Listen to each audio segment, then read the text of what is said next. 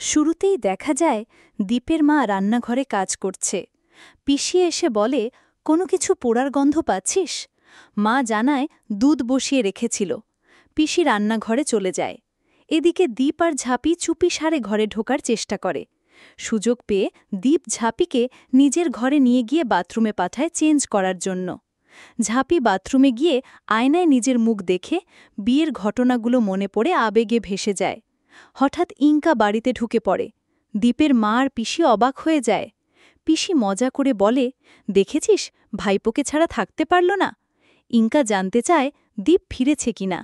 মা বলে, না, এখনও ফেরেনি। ইঙ্কা নিজের ঘরে গেলেও মনে পড়ে দীপের সই দরকার একটি ফাইলে।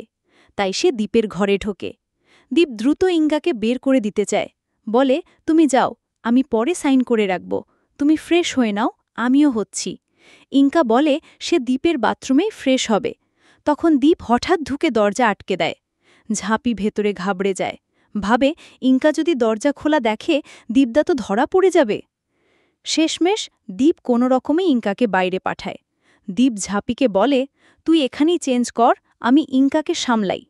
অবশেষে ঝাঁপি দীপের সামনেই চেঞ্জ করতে শুরু করে।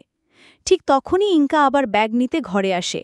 দীপ আর কোনো উপায় না দেখে ঝাঁপিকে আড়াল করে ইঙ্কাকে জড়িয়ে ধরে রাখে, যাতে ঝাঁপি পালাতে পারে। এদিকে রনিত একা বসে ঝাঁপির জন্য কেনা আংটি হাতে নিয়ে বলে, এটা আমি ফুল সজ্জার রাতে ঝাঁপির আঙুলে পরাব। হঠাৎ সে খবর পায় গ্রামের লোকেরা নাকি ঝাঁপি আর দীপের বিয়ে দিয়ে দিয়েছে। এতে সে ক্ষিপ্ত হয়ে নিজেকে আঘাত করতে থাকে। রনিত দীপের বাড়ির সামনে গিয়ে দেখে দীপ সবকিছু গোপন করেছে। রনিতকে দেখে দীপ তাকে নিজের ঘরে ডাক দেয়। শেষ দিকে ঝাঁপিকে দেখা যায় বাড়িতে। সে পানি খাচ্ছিল। তখন তার মা এসে হাতের নোয়া দেখে অবাক হয়। এটা হাতে কেন? ঝাঁপি মিথ্যে বলে, কালী মন্দিরে গিয়েছিলাম, সেখানে দিয়েছে। মা কিছু না বলে চলে গেলে ঝাঁপি মনে মনে ভাবে, এই নোয়ার সত্যিটা আমি তোমায় বলতে পারবো না মা। তো দর্শক, এই ছিল লক্ষ্মী ঝাঁপি ধারাবাহিকের আজকের আপডেট। পরবর্তী আপডেট সবার আগে পেতে আমাদের চ্যানেলটি এখনই সাবস্ক্রাইব করুন।